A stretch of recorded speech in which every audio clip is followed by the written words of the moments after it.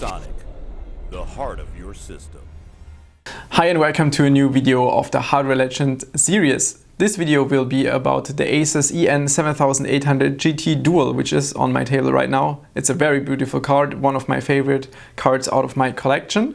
A lot of people think this belongs to the Mars series, but it's not. Even though it's a dual GPU, a dual NVIDIA graphics card, it does not belong to the Mars series. The first Mars was the ASUS Mars GTX 295, but this one we will also talk about in one of the later episodes. But this actually, the 7800 GT Dual, is not a Mars card, even though it's very limited. So it was only produced 2000 pieces, even though 2000 pieces sounds very low, but you know, like an ASUS Matrix or something like that nowadays, there may be produced 500 pieces. So 2000 pieces limited edition is kind of, yeah, not really sure about that. But still, this is one of my favorite cards out of my collection, the 7800 GT Dual.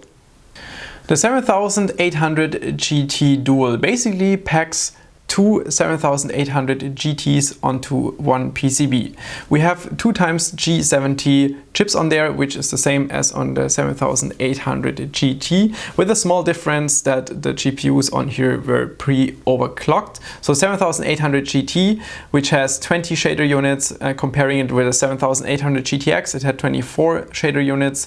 So the 7800 GTX was a bit superior, but the fact that we have 2 GPUs on here obviously gave this one the performance benefit over a 7800 GTX. Release price was about 870 euro, and if we convert that to today's prices with the inflation rate, it should be something like 1050 euro. So it's very similar to nowadays high-end GPU price-wise. Obviously 2080 Ti Matrix or something like that is a bit out of hand, but even then, 14 years ago, GPUs were already really expensive, or at least we had high-end GPUs that were really expensive. Comparing the price of 870 euro with 2 single 7800 GTs, a 7800 GT was available for about 400 euro. So this card was more expensive. Why would you get this card over a 7800 GT? That was a question a lot of people asked back then.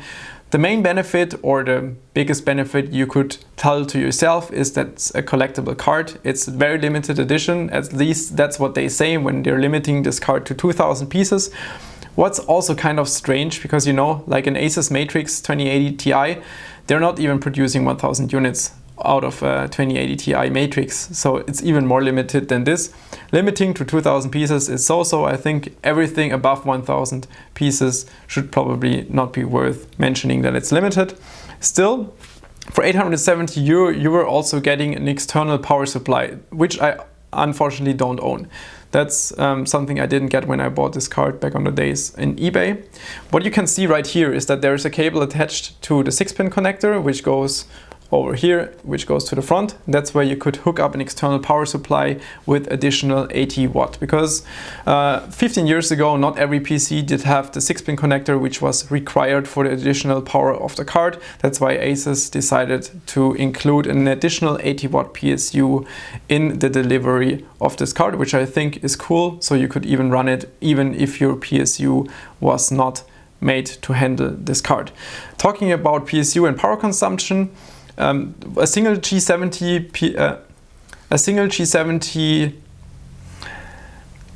GPU typically had a power consumption of 65 watt. We have 2 of them on here, so the TDP should be something around 130 watt, but the GPUs were pre-overclocked. On a 7800 GT, we had a base clock of 400 MHz on the GPU and 1000 MHz on the memory. On here we have 430 MHz on the GPU, 1200 on the memory, so GPU and memory slightly overclocked. So I think TDP is maybe in real like 140, 150 watt max, which, considering that it's a dual GPU card, is still really not much. Most of the high-end GPUs nowadays, single GPUs, have a much higher power consumption, so I think it's not really worth mentioning the power consumption of this card, comparing it to a nowadays GPU.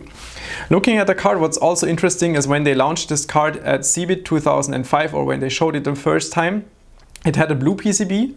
Now you can see it has a red PCB. I'm not sure why ASUS decided to change the appearance of the card.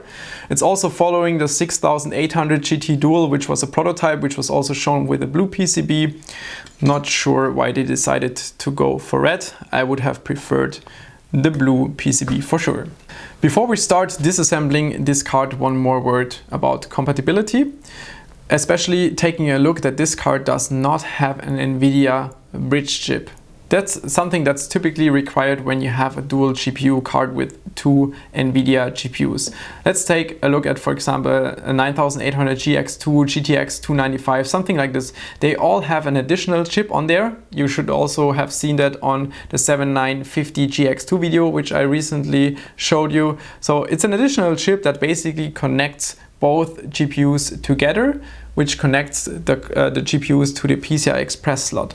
But on this card, we don't have this additional chip, which means that this card is using half of the PCI Express slot and this chip is using the other half of the PCI Express slot. Which also means if your BIOS of your mainboard does not know that this is a 7800 GT Dual, you would plug it into your mainboard, then only the first 8 lanes will be detected of the PCI Express 1.0, which also means that you will only have one GPU in Windows. That's something we will have to test. I think on most of the nowadays mainboards it will not work. You will only get one GPU. You will only see a 7800 GT, but a second GPU will not show up because the mainboard BIOS is not configured.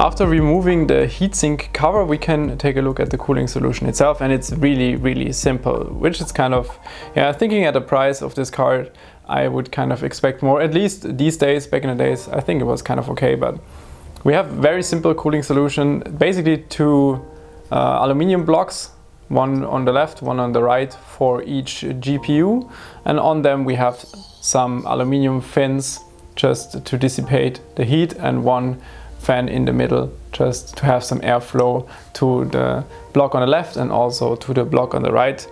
Yeah, it's a very simple cooling solution, but I think it was fine for the TDP of this card.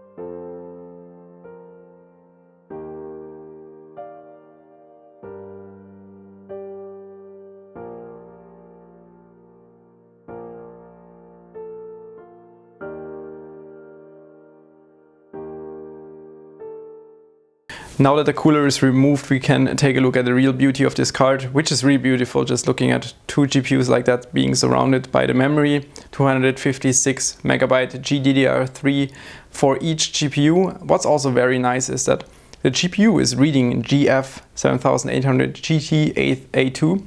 You can read out the name of the card just by looking at the GPU, which is not possible anymore nowadays, that you have, for example, GP106 for GTX 1060, so it's just the code name of the GPU, but on this GPU we can actually read the model name even of the card. Here we have the power supply, the additional power supply that goes back into the 6-pin connector. We can just unplug this part and connect it to a normal 6-pin connector we have on a nowadays PSU. In 2005, when the 6-pin connector was not common, or was not that common yet, we had this additional power connector right here, which was for an external power supply with 80 watt. So if your PSU did not have an additional 6-pin connector, you could just plug in the external PSU that was included in the card and can therefore power your card without having to upgrade your PSU, which was really, really nice, I think. Here we have the 2 VGA connectors that go to connectors up here. Everything that's on top here is the VRM, it's the voltage supply of the card. Those phases right here should be for the GPU, so those 3 phases, and this phase should be for the memory if I didn't do something wrong in my measurement.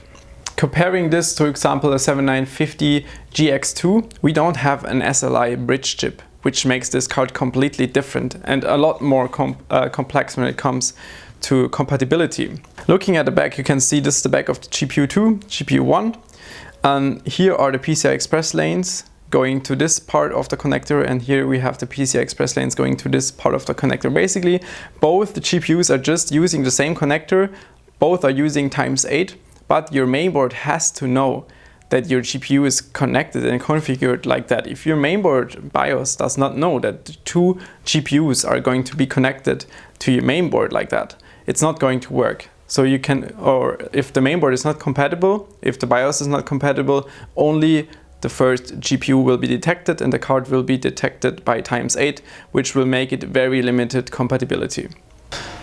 Almost 2 days later, I finally managed to get this thing to run. It's really difficult, it's really not as easy as I expected. I personally never used the 7800 GT Dual because it's just a collectible for me. It's a GPU I wanted to have back in the days, but I couldn't afford it. But yeah, I never really used it. I only checked it once when I bought it, if it's posting, if it's showing an image, but everything was running perfectly fine. But I never really tried to use it for performance or anything in Windows. So the thing is, it's really not that easy to get it to work. The thing is, it's fairly easy to get it to work with one GPU, but not with SLI. For example, I tried it first with the Maximus 11 Extreme Engine, so C390 with a 9900K. On one board it was booting, on the other board it wasn't booting at all. On the board it was booting at, the problem was only one 7800 GT showed up, and not both of them.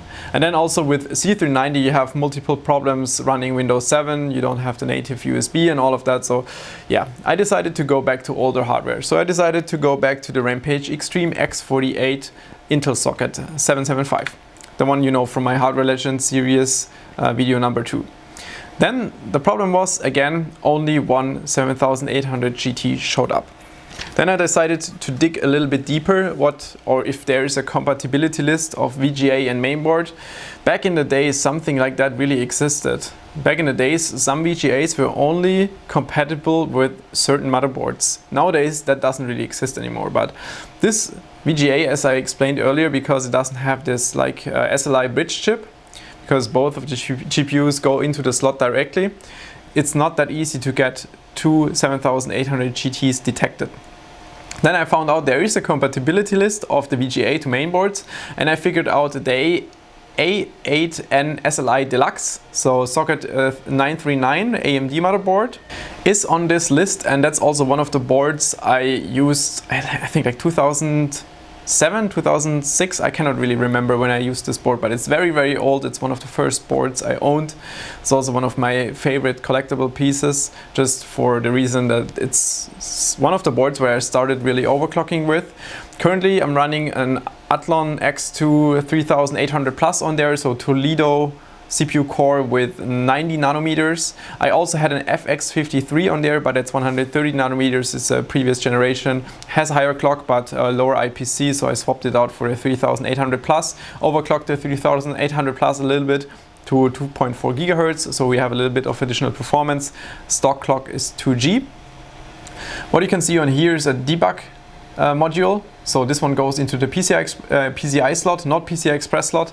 It's very similar to the thing I showed you in November last year, where I showed you my small debug module which we sold over Caseking. It's sold out, unfortunately. We don't have new ones anymore, but it's basically the same thing. So on this small display, it indicates if there is anything going wrong during post. If you set something wrong, which I did when I was using the FX53, then I figured out what the wrong setting was.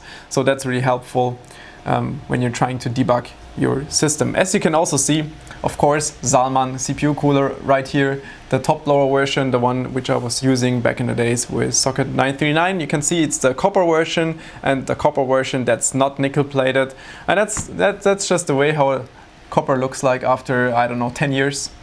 That's just the way copper looks like, but it still works perfectly fine, and everything now works, especially with Windows 7. In CPU-Z you can see the 3800 Plus running at 2.4G, 1.5 volt, but that's not the focus of this video right here. We're going to focus on the card. So GPU-Z is more interesting, more important. One thing that's interesting is the default clock is reading 600 megahertz on the memory, while it's actually 1200 on load. Not sure why it's doing that. Sensor, you can read out GPU temperature, which is indeed fairly high, and that's just idle. Under load, 70, 80 degrees Celsius are pretty normal, and you can probably hear it in the background. The card is also not the quietest card that is out there. That's mainly related to, I think, to the cooler design, because it's just an aluminum block with some fins on there. It's not too much surface area, also no heat pipes or anything like that. If you want to overclock this card, what we have to do is we have to use Riva Tuner again. As I showed you previously, you have to use Power User, Riva Tuner system, and then in forced driver version you have to enter your driver version right here. Then you can overclock with the Riva Tuner. To overclock with Riva Tuner, set this one on top to performance 3D, and then it's detecting the correct clocks. You can, for example, push this to 450 and this one to 1300 megahertz on the memory. That's what I tested before, something that's working perfectly fine. Takes a bit, and then you can see GPU clock 451 megahertz on the GPU right now, 1300 megahertz on the memory. What we will do is we will first, actually before we do anything, let's first run a 3D Mark 05. 3D Mark 05, one of the classic benchmarks. What was cool about 3D Mark 05 is that you didn't have to do the CPU test, which was different in 3D Mark 06. Basically they added the CPU test that it's mandatory. For 3D Mark 05 you only have to perform the first 3 game tests.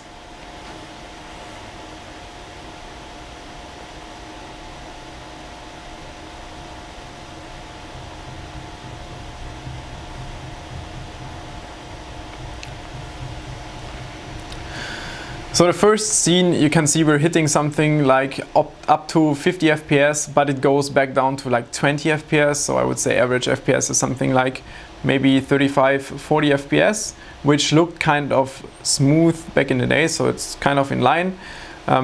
This card, since it was released in the same time as 3D Mark 05, I thought 3D Mark 05 would make the most sense to run right here. 3D Mark 05 is using DirectX 9C and shader model 3.0, which was basically the new thing for 3D Mark 05. If you're going to compare the scores from 3D Mark 05, the one we're getting right here probably, with something that's out there, I think the only scores you can really get out there is on HWBot. And the thing is, on HWBot you have different rules, right? You don't have to follow really the stock settings of the benchmark. You still do, but there is a lot of things you can do to your driver. Obviously you would set your driver on NVIDIA to performance instead of quality, so it's a little bit different from the looks, but it will focus more on performance, so you will get higher performance in the benchmark. Also, what you can do is LOD tweaking. LOD tweaking means level of detail tweaking. It will make your benchmark look completely different. Depending on the level of detail, for a card like this you would use a level of detail something between 3 and 4, maybe 5. But let's say for a GTX 780, you were using level of detail 15, so you cannot see anything of the benchmark anymore. So at a certain point, Future Mark banned the level of detail tweaking. But on HWBot it's still not banned, so you can still do the level of detail tweaking, which on some benchmarks it really gives you a benefit of, I don't know, like 3 to 5%, which is really a lot, especially when you're clocking on the edge. But that's something we're not going to do. What we can see right here now is the firefly forest scene. So you have those small, nice looking particles flying around through the forest, going into this wooden thing in the end. It's shining out of the eyes. I think I've seen this scene probably, I don't know, 2,000, 3,000 times probably.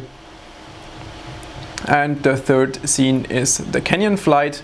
It's also a very famous scene, especially because all those three scenes were used again in 3D Mako 6, just made look nicer. So the texture was better and it looked a lot, the resolution was higher of 3D Mako 6, but it's basically exactly the same scene comparing 3D Mako 5 and 3D Mako 6, with the difference, as I said before, that you don't have to run the CPU test in 3D Mako 5, but it's mandatory in 3D Mako 6.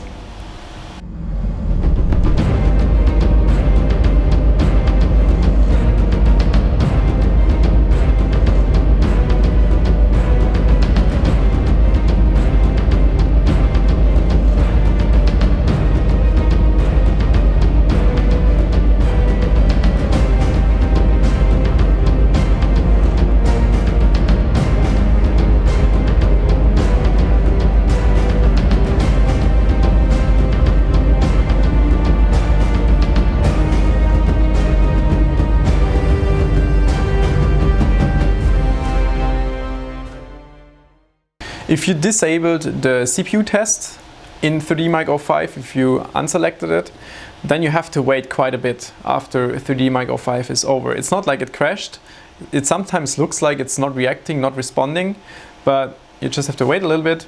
And now we have 7,000 points in 3D Mako 5. I just reran the benchmark and now it's 10,294 points, which is much more accurate. I'm not sure why the previous run, the first run, was 7,000 points. Maybe because I still had CPU-Z and GPU-Z and all that open in the background. Now I closed it, reran 10,294 points, which is in line. Because 7800 GTX back in the days had a score of about 7,500 points. So that was above the high-end model, the 7800 GTX. And this score is actually very good.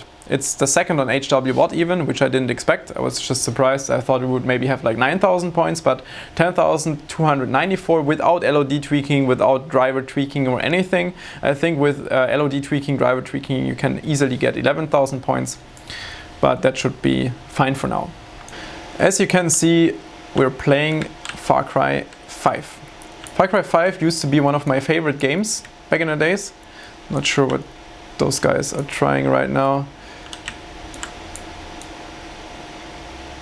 Okay, now we have a little bit of peace. You can see, actually, what's really annoying is this FPS monitor demo thing. I bought FPS monitor twice, and still I activate it, I change hardware, it tells me to activate again, then it doesn't activate, it doesn't work, and yeah, that's kind of a bit annoying, but hey. Not sure why it's doing that, just ignore the FPS demo thing. When we look at the performance, it's pretty much the perfect setup, perfect combination to play Far Cry 1. You can see the FPS, something between 70 and 90 FPS, while the 1% low is at 43 right now and the 0.1% low is at 32, which indicates that this is like perfectly smooth. 1% low at 43, that's pretty nice. I mean, it feels really smooth. You cannot really do much more than this. This is played at 720p.